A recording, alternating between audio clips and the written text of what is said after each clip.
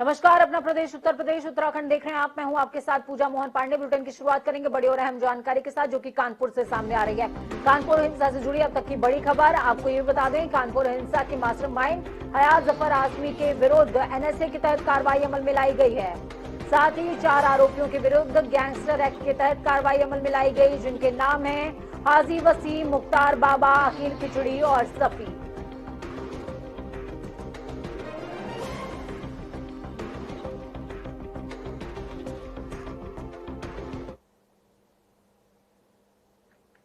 दिनांक 3 जून को जो कानपुर के अंदर घटना घटित हुई थी और सांप्रदायिक माहौल बिगाड़ने का जो प्रयास हुआ था, उसमें पुलिस ने तत्काल कार्रवाई करते हुए करीब 60 लोगों को गिरफ्तार किया था। उसी क्रम में जो मुख्य अभियुक्त थे, जिन्होंने की इसमें फंडिंग की और लोगों को इकट्ठा किया और माहौल बिगाड़ने का प्रयास किया, उन लोगों के खिलाफ गैंगस्टर एक्ट के तहत कार्रवाई की गई है।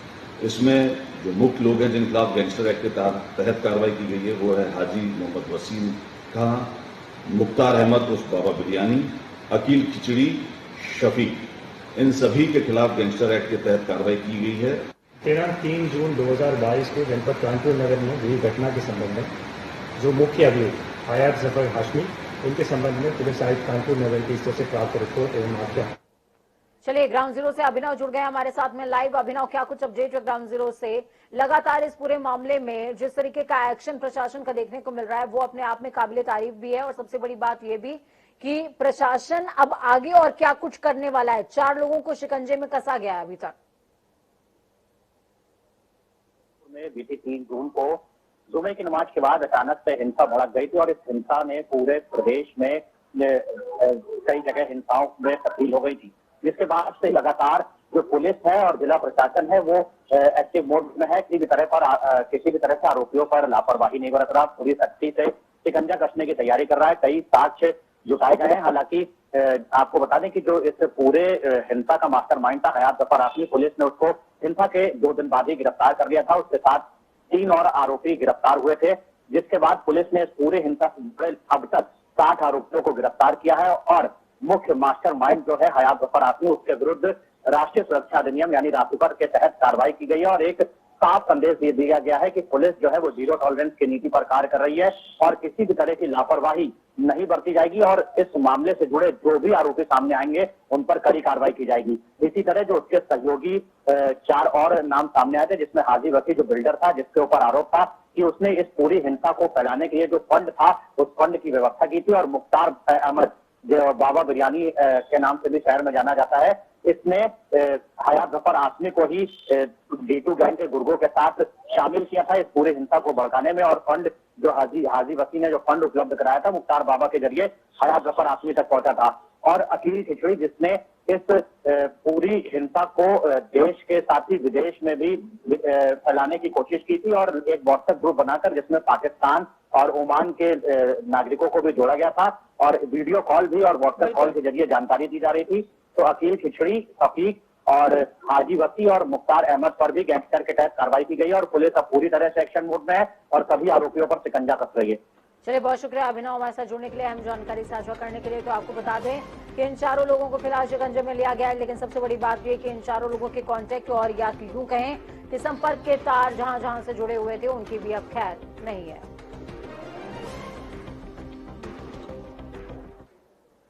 उत्तर प्रदेश में विधान परिषद की 2 सीटों पर होने वाले उपचुनावों को लेकर मुख्यमंत्री आवास पर प्रदेश भाजपा कोर ग्रुप की बैठक हुई, जिसमें दोनों डिप्टी सीएम स्वतंत्र देव सिंह, संगठन के और भी वरिष्ठ नेता मौजूद रहे हैं। इस दौरान एमएलसी प्रत्याशी और उत्तर प्रदेश में बीजेपी प्रदेश अध्यक्ष को लेकर के कोर ग्रुप में चर्चा हुई है। हालांकि एमएलसी प्रत्याशियों और बीजेपी प्रदेश अध्यक्ष की जो फाइनल मुहर है वो केंद्रीय नेतृत्व लगाएगा, लेकिन उसके पहले प्रदेश में अपने स्तर पर सहमति बनना भी बेहद जरूरी है। इस लिहाज से ये बैठक बेहद इंपॉर्टेंट थी। उत्तर प्रदेश विधानसभा की 2 सीटों पर चुनाव होना है। ऐसे में कोर कमेटी की बैठक 5KD पर चल रही थी। मुख्यमंत्री योगी आदित्यनाथ बैठक में अध्यक्षता कर रहे थे। दोनों डिप्टी सीएम ब्रजेश पाठक और केशव मौर्य दोनों डिप्टी सीएम मौजूद थे। संगठन से तमाम और नेता थे। स्वतंत्र देव सिंह भी इस बैठक में मौजूद थे। खासकर जो बैठक को लेकर 2 बड़े मुद्दे थे। एक तो उत्तर प्रदेश में भाजपा का नया चेहरा अध्यक्ष का कौन होगा, क्या ओबीसी के हाथ में से कमान सौंपी जाएगी। ये कौन वो नेता होगा जो 2024 को नैया पार लगाएगी भाजपा का। और हालात वर्तमान में अगर देखा जाए तो दो सीटों पर एमएलसी के चुनाव होने वाले हैं, उस पर मंथन भी होना था, क्योंकि उत्तर प्रदेश में वो कौन से नाम होंगे जिनको भाजपा प्रत्याशी बनाएगी। कैप्टन रियाज के साथ अनूप सिंह, जनता टीवी, लखनऊ। यूपी में भाजपा के प्रदेश अध्यक्ष स्वतंत्र देव सिंह के इस्तीफे के बाद भाजपा अब यूपी में पार्टी का नया मुखिया तलाश रही है, क्योंकि अगले लोकसभा चुनाव 2024 के लिए बीजेपी का चिंतन मंथन अभी से शुरू हो चुका है। बीजेपी यूपी में सारे समीकरणों को देखते हुए प्रदेश अध्यक्ष नियुक्त करना चाहती है। आखिर किसको मिलने वाली है कमान और क्या है पूरा समीकरण, इस खास रिपोर्ट में समझिए। मैं स्वतंत्र देव सिंह ईश्वर की शपथ लेता हूं कि जो विषय उत्तर प्रदेश राज्य के मंत्री के रूप में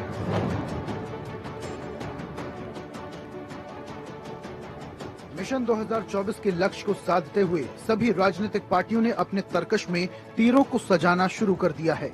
चुनावी लक्ष्य को साधने के लिए नए चेहरों के तीर छोड़े जाने शुरू हो गए हैं। अगर सबसे ज्यादा किसी पार्टी में हलचल है तो वो है बीजेपी, और अगर बात उत्तर प्रदेश की हो तो भी ज्यादा अहम हो जाती है। उत्तर प्रदेश में बीजेपी अभी से सियासी समीकरण साधने की कोशिश में जुट गई है, क्योंकि केंद्र की कुर्सी का रास्ता यूपी से ही होकर गुजरता है। उत्तर प्रदेश बीजेपी के अध्यक्ष और योगी सरकार के कैबिनेट मंत्री स्वतंत्र देव सिंह ने बीजेपी प्रदेश अध्यक्ष पद से इस्तीफा दे दिया है। स्वतंत्र देव ने बीजेपी के मुखिया जेपी नड्डा को अपना इस्तीफा भेजा है। स्वतंत्र देव फिलहाल योगी कैबिनेट में जल शक्ति मंत्री हैं। स्वतंत्र देव के इस्तीफे के बाद अब इस बात पर चर्चा शुरू हो गई है कि यूपी में बीजेपी का अध्यक्ष कौन होगा। आने वाले दिनों में यूपी बीजेपी अध्यक्ष के नाम का ऐलान कर दिया जाएगा। स्वतंत्र देव सिंह के इस्तीफे के बाद सरकार के 2 मंत्रियों, केंद्र सरकार के 1 मंत्री और 2 ब्राह्मण चेहरों को देश के सबसे बड़े सूबे में पार्टी के अध्यक्ष पद की जिम्मेदारी मिल सकती है। यूपी बीजेपी का अध्यक्ष बनने में बीएल वर्मा और भूपेंद्र चौधरी प्रबल दावेदार माने जा रहे हैं। वहीं अगर ब्राह्मण चेहरे की बात करें तो पूर्व डिप्टी सीएम दिनेश शर्मा और सुब्रत पाठक का नाम रेस में शामिल बताया जा रहा है।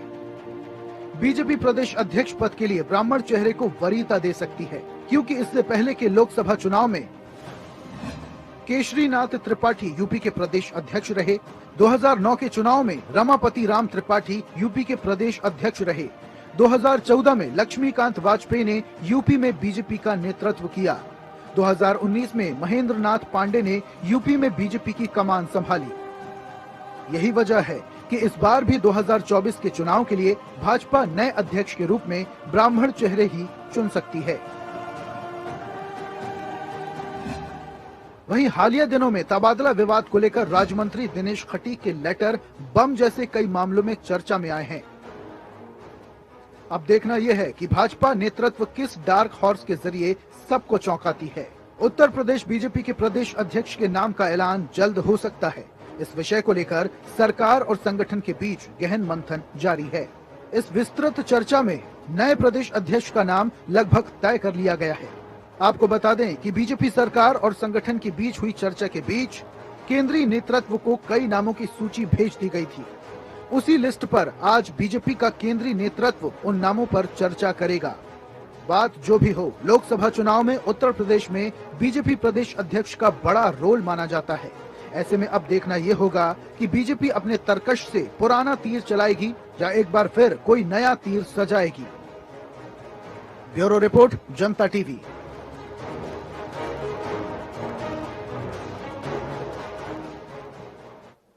तो ये है भाजपा, दूसरी तरफ है सपा। सपा में लगातार जारी उठापटक के बाद अखिलेश यादव फाइनली फील्ड में उतर आए हैं। जी हां, अखिलेश आज वाराणसी के दौरे पर थे। सपा अध्यक्ष अखिलेश यादव ने बाबतपुर एयरपोर्ट पहुंचकर कार्यकर्ताओं से मुलाकात करी। मुलाकात के बाद अखिलेश जौनपुर के लिए रवाना हो गए, लेकिन वाराणसी छोड़ने से पहले अखिलेश कई सारे सवालों का जवाब दे गए, जिसका सभी को लंबे समय से इंतजार था। अखिलेश ने इस दौरान केंद्र, प्रदेश और हाल ही में पार्टी का साथ छोड़ चुके ओम प्रकाश राजभर सभी को जमकर घेरा। सुनिए। पहले भी मैं चंदौली आया था, अगर आपको याद हो, और चंदौली इसलिए आए थे कि जिससे जो घटना हुई इसमें न्याय मिल जाए। समाजवादी पार्टी लगातार इसी तरह क्षेत्र में रहेगी और सदस्यता अभियान तेजी से हो, गांव-गांव तक चले और घरों तक पहुंचे। बुंदेलखंड एक्सप्रेसवे सबसे बड़ी योजना प्रदेश की थी। क्या सीबीआई जांच होगी उसकी, क्या ईडी जांच होगी कि नहीं होगी? बुंदेलखंड एक्सप्रेसवे जो प्रधानमंत्री जी ने उद्घाटन किया और उद्घाटन करते ही बारिश होते ही पूरे के पूरे गड्ढे हो गए, लोगों की जान जा रही है। इतने बड़ी परियोजना में इतने स्पेसिफिकेशन के साथ जो मापदंड होते हैं, जो इंडियन रोड कांग्रेस के स्टैंडर्ड्स हैं, स्टैंडर्ड्स के बिलो बनी है सड़क।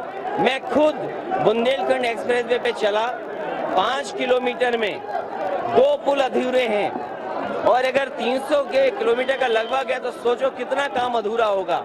ईडी कोई नई चीज नहीं है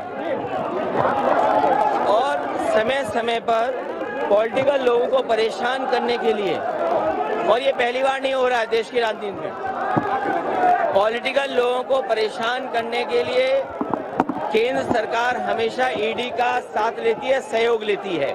समाजवादी पार्टी के गठबंधन पर कभी भी समाजवादियों ने गठबंधन किए होंगे, नेताजी से लेकर के अभी तक कभी समाजवादी गठबंधन पे आरोप नहीं लगता था कि पैसा लेकर के टिकट दी जाती है। लेकिन जिस तरीके से ओम प्रकाश राजभर जी के साथ जब गठबंधन किया, आरोप लगा समाजवादी और गठबंधन पे कि यहाँ पर पैसे लेकर के टिकट दी जाती है। उन्हें अगर बीजेपी के साथ जाना है, बीजेपी के साथ तालमेल है और बीजेपी का काम है divide and rule. Divide and rule केवल ये नहीं है कि जातियों में बांटना, धर्म में बांटना। मैंने सदन में भी कहा था कि डिवाइड एंड रूल का मतलब ये भी है कि विपक्ष को बांट के रखें, विपक्ष के लोगों को डरा के रखें। हो सकता है कोई डर हो, बीजेपी की तरफ से कोई दबाव हो। आपने महाराष्ट्र में देखा, मध्य प्रदेश में देखा, बंगाल में आप देख रहे हैं, दिल्ली में आप देख रहे हैं, कांग्रेस की सबसे बड़ी नेता, क्या कोई कल्पना कर सकता है कि उन्हें भी ईडी बुला लेगा? जब कांग्रेस की लीडर को ईडी बुला रहा है तो ये संदेश बीजेपी दे रही है कि अगर उसके खिलाफ कोई बोलेगा तो आपको भी बुला लिया जाएगा। हो सकता है इसीलिए उत्तर प्रदेश का गठबंधन तोड़ा गया हो। एसी क्या है, मैं 22 साल राजनीति हो गई मुझे, और 22 साल में आप सब जानते होंगे कि किसके इशारे पे उठा रहे होंगे। मुझे तो लगता है कि उनके अंदर आत्मा किसी और दल की आ गई है, और गांव देहात में झाड़ फूक होती है ना, उन्हें झड़वाना फुकवाना पड़ेगा और तभी ठीक होंगे, उससे पहले ठीक नहीं होने वाले। तो वहीं अखिलेश के एक्शन के बाद अरुण राजभर ने रिएक्शन दिया है, जो कि ओम प्रकाश राजभर के बेटे हैं। उन्होंने रिएक्शन दिया, क्या कुछ कहा सुनिए। आज बनारस में माननीय अखिलेश यादव जी किसी कार्यक्रम में शिरकत करने गए थे, तो उसमें उन्होंने आरोप लगाया है माननीय ओम प्रकाश राजभर जी कि हम लोग विधानसभा के चुनाव में पैसे लेकर के टिकट बांटे। यह उनकी बौखलाहट उनके चेहरे पर साफ झलक रही है।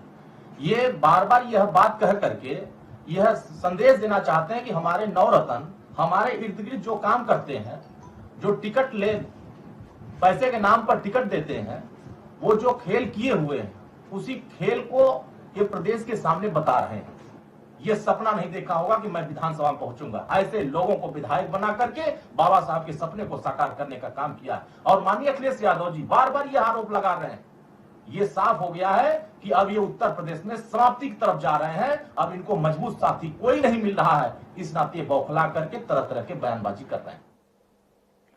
तो वहीं चलिए खबरों में आगे बढ़ेंगे। बात उत्तराखंड की कर लेते हैं। हरेला पर्व के बाद से ही प्रदेश में लगातार वृक्षारोपण का जो सिलसिला है वो चल पड़ा है, और वहीं राजधानी देहरादून के रेंजर्स मैदान में आयोजित वृक्षारोपण कार्यक्रम में मुख्यमंत्री पुष्कर सिंह धामी ने पौधारोपण किया। पौधारोपण से पहले देहरादून की जनता को बड़ी राहत देते हुए 5 स्मार्ट बसेस को भी हरी झंडी दिखाकर रवाना किया है। शहर से एयरपोर्ट तक संचालित होने वाली इन बसों से आम जनता को काफी हद तक राहत मिलने की उम्मीद है। वृक्षारोपण को लेकर मुख्यमंत्री पुष्कर सिंह धामी ने आम जनता से भी आगे आने की अपील करी। साथ ही सीएम का कहना है कि स्मार्ट बसों के संचालन से राजधानी दून में बढ़ते प्रदूषण से निजात मिलेगी। इलेक्ट्रिक बसें हमारे जो हमने एक संकल्प लिया है कि उत्तराखंड राज्य इकोनॉमी और इकोलॉजी दोनों में संतुलन रखते हुए राज्य आगे बढ़ेगा। उस दिशा में बहुत कारगर सिद्ध होंगी, जिससे सस्ती यात्रा भी लोगों की होगी, सुविधाजनक भी होगी और प्रदूषण रहित भी होगी। तो तीनों में यात्रा होगी। और हमने साथ में यह भी संकल्प लिया है कि इस बार का हमारा हरेला पर्व ये पूरा हम लोग 16 जुलाई से प्रारंभ करके इसको पूरे 1 माह तक चलाएंगे और उस कड़ी में पूरे प्रदेश के अंदर वृक्षारोपण के कार्यक्रम चलेंगे। वहीं यूके SSSC भर्ती घोटाले में भले ही एसटीएफ ताबड़तोड़ गिरफ्तारियां कर रही हो, लेकिन अभी तक आयोग के अध्यक्ष और सचिव से कोई पूछताछ तक नहीं हुई, जिसके बाद विपक्ष ने सरकार की कार्यप्रणाली पर सवालिया निशान खड़े किए हैं। कांग्रेस अध्यक्ष करण मारा का कहना कि इतना बड़ा फर्जीवाड़ा बिना आयोग की मिलीभगत के नहीं हो सकता, लेकिन एसटीएफ ने ना तो अभी तक अध्यक्ष से कुछ पूछा और ना ही सचिव से। हमारी मांग है कि इन दोनों ही जिम्मेदार व्यक्तियों से तत्काल पूछताछ होनी चाहिए। निश्चित ही केवल मैंने कल भी कहा था कि केवल छोटे कर्मचारियों को पकड़ के तीसरी नहीं होनी चाहिए, और भाई इसमें जो अध्यक्ष हैं इस आयोग के उनकी भी जांच होनी चाहिए, और जो अधिकारी इसमें उनकी भी जांच होनी चाहिए। उनकी रिस्पॉन्सिबिलिटी क्यों नहीं दिखाई दे रही है और वो आगे बढ़ के क्यों इसमें कोई जवाब नहीं दे, और सरकार ना उनसे पूछना चाह रही है। इसका मतलब कहीं ना कहीं बड़े लेवल पर मिलीभगत है और सरकार उच्चाधिकारियों को बचा के केवल छोटे लोगों को बंद करवा कर इस मामले को रफा दफा करना चाहती है। नियत में खोट दिखाई देता है और इसीलिए कांग्रेस लगातार सदन से लेकर सड़क तक इसमें विरोध कर रही थी, और सरकार ने इस बात पर मोहर लगाई है कि हाँ चोरी हुई है और उनकी ही सरकार में चोरी हुई है। मानसून के मौसम में पहाड़ों की खूबसूरती देखते ही बनती है, लेकिन भारी बारिश की वजह से कई स्थानों पर सड़कें बंद होना भी आम सी बात है। ऐसे में अगर बात करें राज्य में चल रही चारधाम यात्रा की, तो 3 मई से चारधाम यात्रा का शुभारंभ हुआ था और 27 जुलाई तक 29 लाख से ज्यादा श्रद्धालु चार धाम में आधिकारिक तौर पर दर्शन कर चुके हैं। राज्य सरकार के पर्यटन विभाग की तरफ से जारी सरकारी आंकड़ों पर अगर नजर डालेंगे तो 29,18,194 तीर्थयात्री अभी तक रजिस्ट्रेशन कराने के बाद धाम पहुंचे हैं, तो वहीं आगे के लिए भी रजिस्ट्रेशन लगातार किए जा रहे हैं। हालांकि मानसून की वजह से यात्रियों की तादाद काफी कम जरूर हुई है। लगातार हो रही बरसात के कारण कुछ जगहों पर भूस्खलन होने की वजह से आंशिक तौर पर यातायात प्रभावित हुआ है, लेकिन फिर भी तीर्थयात्रियों के आने का सिलसिला बदस्तूर जारी है। पर्यटन विभाग की ओर से निःशुल्क ऑनलाइन या फिर फिजिकल काउंटर्स के जरिए फोटोमेट्रिक रजिस्ट्रेशन कराया जा रहा है। प्रदेश की पुष्कर सिंह धामी सरकार ने लगातार यात्रा मार्गों पर बेहतर व्यवस्था देने का वादा किया था, जिसके कारण यात्रियों की तादाद में रिकॉर्ड तोड़ इजाफा इस वर्ष देखने को मिला है। यात्रा मार्ग की दिक्कतों को भी काफी हद तक दूर करने का काम अधिकारी करते नजर आए हैं।